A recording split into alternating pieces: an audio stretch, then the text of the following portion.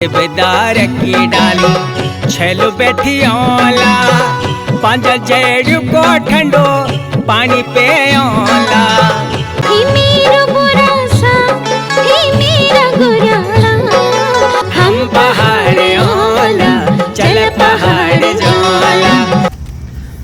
जय हिमालय जय भारत। हिमालय लोग यूट्यूब चैनल में आपका स्वागत है और मैं हूं जर्नलिस्ट डॉक्टर हरीश चंद्र लखेड़ा। नेपाल की जनगणना जो 2021 की वो जारी हो चुकी है।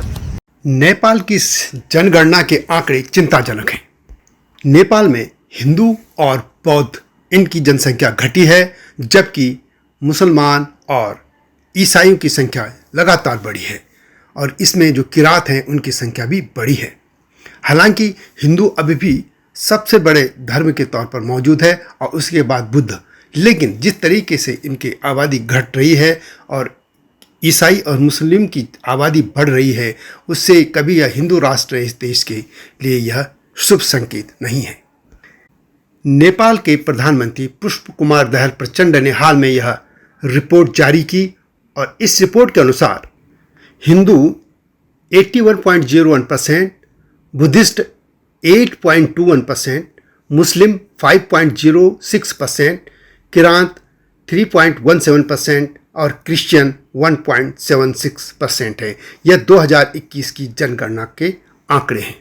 जबकि हम यदि 2011 के आंकड़े देखें तो तब हिंदू आबादी 81.34%, बुद्धिस्ट 9.04%, मुस्लिम 4.38%, किरात 3.04% और क्रिश्चियन 1.42% थे।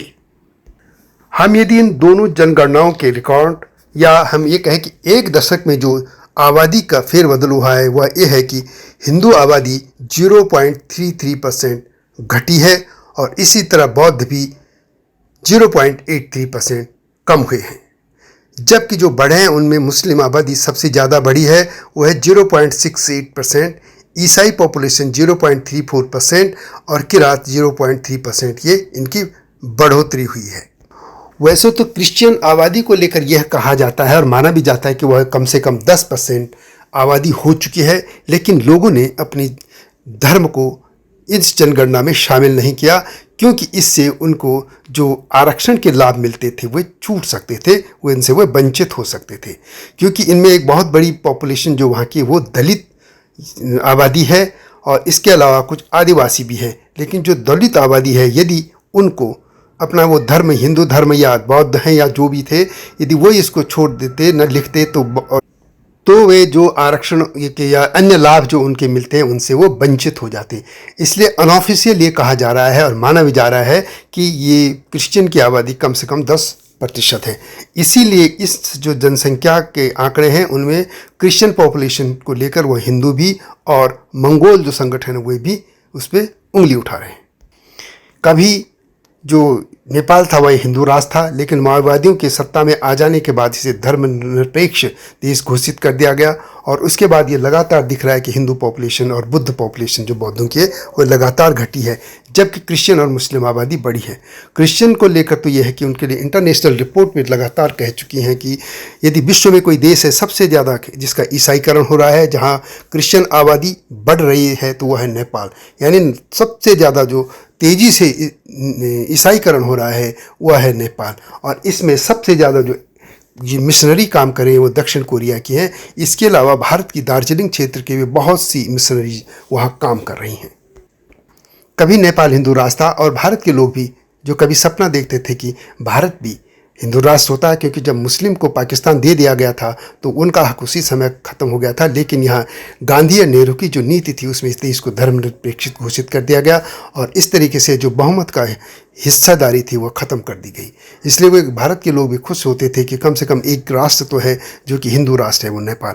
लेकिन नेपाल में भी माओवादियों के आने के बाद उसकी सारी ताना बाना छिन्न भिन्न कर दिया गया और यह देश भी भारत की ही तरह धर्मनिरपेक्ष कर दिया गया और उसका नतीजा यह हुआ कि आज यह देश भी पूरी तरह से वहाँ की जो पॉपुलेशन है हिंदू भारत की तरह घटते जा रहे हैं और सबसे तेज़ी से मुस्लिम आबादी बढ़ रही है।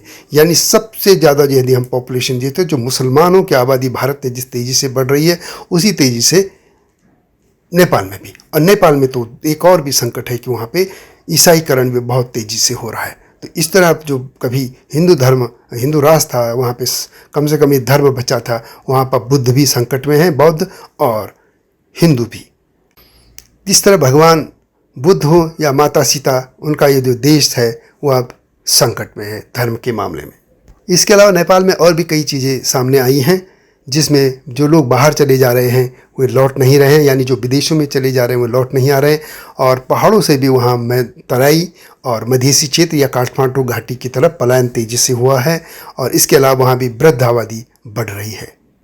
तो ये माना जा रहा है कि वहाँ पे लोगों का ये मानना है, नेपाल के लोगों का, कि ईसाई मिशनरियों ने उन लोगों का धर्म जनगणना में लिखवाने से उनको रोका, ताकि उनको आरक्षण की सुविधाएं मिलती रहें। यदि वो ईसाई लिखा देते तो आरक्षण की जो सुविधाएं थी वो न मिलती। इसलिए जाहिर है कि वहाँ पे पॉपुलेशन कुछ और है, उनकी जो परसेंटेज ईसाई कम से कम 10% हो चुके हैं, लेकिन जनगणना में वे मात्र 1.76% ही आए हैं। अब एक और बात, नेपाल की एक और चिंता है। नेपाल में जो पलायन हो रहा है वो उत्तर से दक्षिण की तरफ हो रहा है, यानी जो वहाँ पहाड़ी क्षेत्र थे वहाँ से नीचे या तो काठमांडू घाटी आ गए, या मधेश क्षेत्र या जिसको तराई क्षेत्र कहेंगे वहाँ पे आ गया है। और इस तरीके से जो आबादी है वहाँ की पहाड़ी क्षेत्र की, वहाँ भी घट रही है। वहाँ की जो आबादी पाई गई है पहाड़ में वो 46% है, और जो मधेश तराई है वहाँ पे 54%, यानी मैदानों में वहाँ भी आबादी बढ़ रही है। जैसे उत्तराखंड में भी हो रहा है। उत्तराखंड में पहाड़ों से आबादी या तो वहाँ के कस्बों में सिमट गई है, या वहाँ के जो तराई की तरफ के जो चाहे देहरादून, तो खैर तराई नहीं लेकिन देहरादून हो गया, इधर कोटद्वार या तराई की तरफ के जो उधम सिंह नगर के जो राज्य वहाँ जो शहर है वहाँ फैले, वो उत्तराखंड की हालत वही नेपाल में भी हो रहा है। एक और है कि वहाँ पे वृद्ध लोगों की संख्या बढ़ रही है। वहाँ पे जो 14 वर्ष या उससे नीचे के हैं वो हैं 2011 में से 34.91, और 2021 में ये 27.83 हो गए।